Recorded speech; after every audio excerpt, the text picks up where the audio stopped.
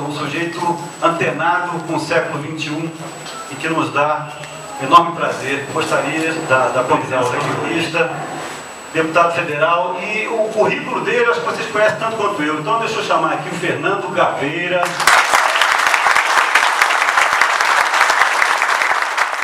O tema que me foi sugerido, o tema do Rio de Janeiro no século XXI, não é um tema muito complicado, uma vez que, apesar de algumas pessoas não aceitarem, nós já entramos no século XXI.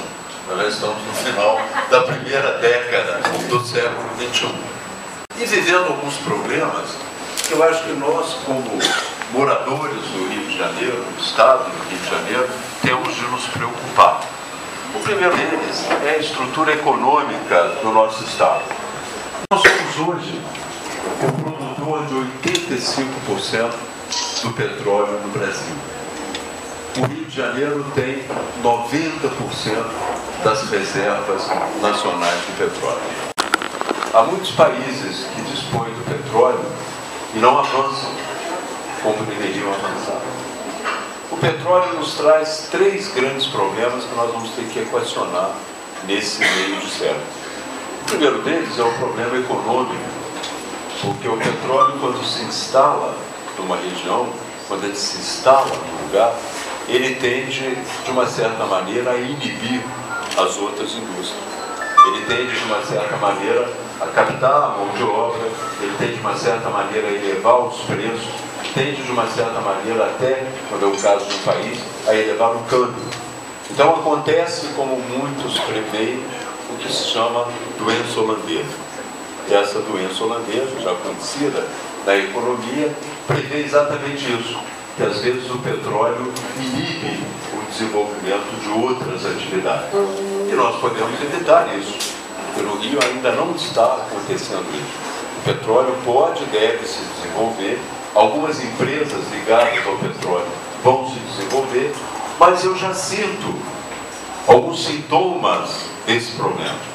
Vou contar para vocês, há 15 dias estive em Cachoeira de Macacu. E lá está se pretendendo fazer uma represa destinada a fornecer água para o Compete, que vai se instalar em Itaboraí. E nessa represa vão expulsar dessa represa 300 famílias que produzem comida, produzem bem vários legumes que são fundamentais para nós. Por aí a gente já vê um caminho que não é um caminho que deve ser trilhado, de inibir a produção de comida, de canalizar a água para o petróleo, quando nós vivemos um estado com uma agricultura em letargia e também com grandes problemas de abastecimento de água.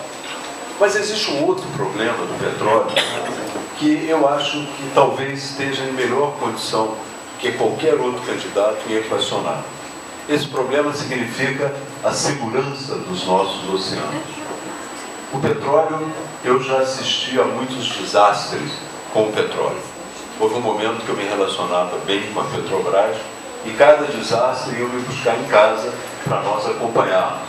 Acompanhei assim, o desastre na Baía de Guanabara, acompanhei o desastre no Paraná, acompanhei vários desastres com a Petrobras. Houve um momento que eu também fui para o exterior, junto com eles, para acompanharmos o desastre na Galícia, na Espanha, o desastre com o navio Cristina. E ali eu comecei a perceber uma coisa que não é difícil também de perceber, que o petróleo passa e o oceano fica. E nós temos uma responsabilidade com o oceano.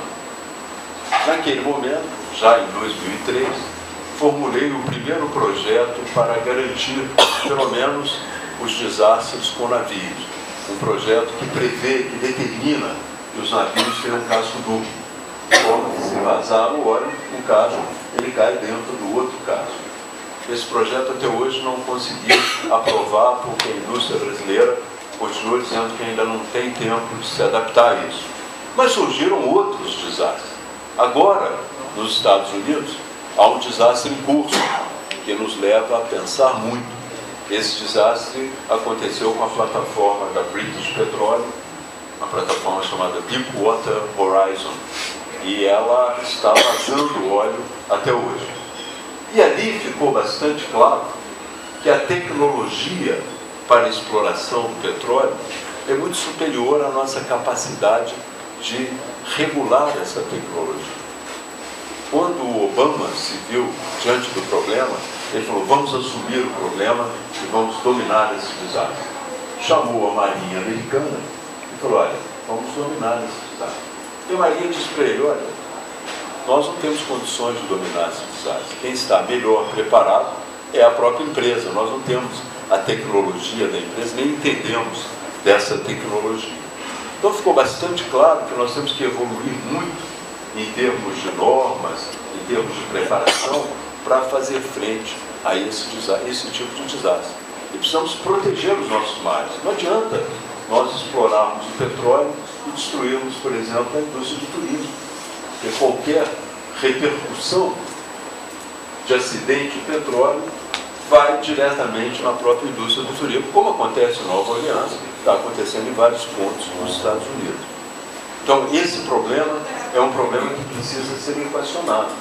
Ninguém vai se dispor a buscar petróleo nessa profundidade sem ter um mínimo de garantia de que pode regular esse processo.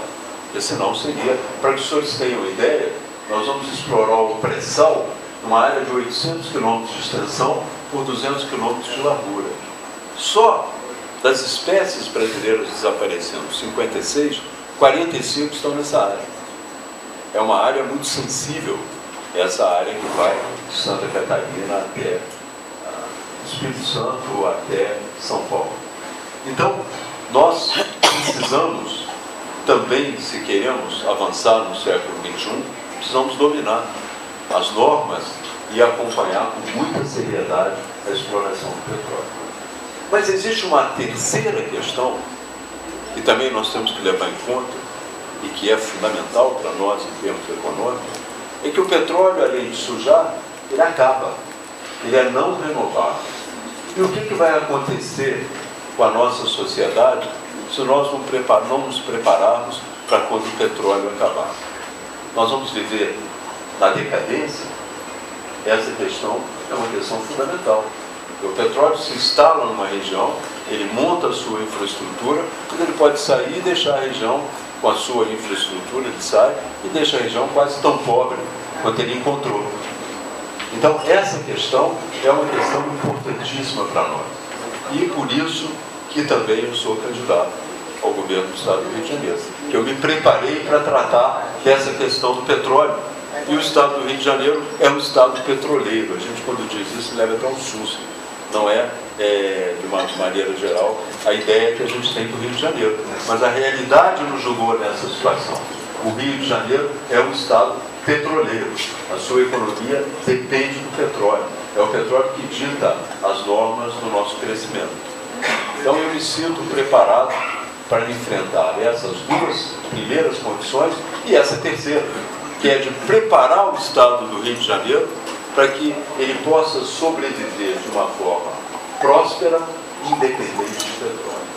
E isso está baseado numa perspectiva de desenvolver no nosso Estado a pesquisa, a tecnologia, a educação, o conhecimento, que é através da evolução do conhecimento que nós vamos realmente encontrar o caminho da nossa economia futura.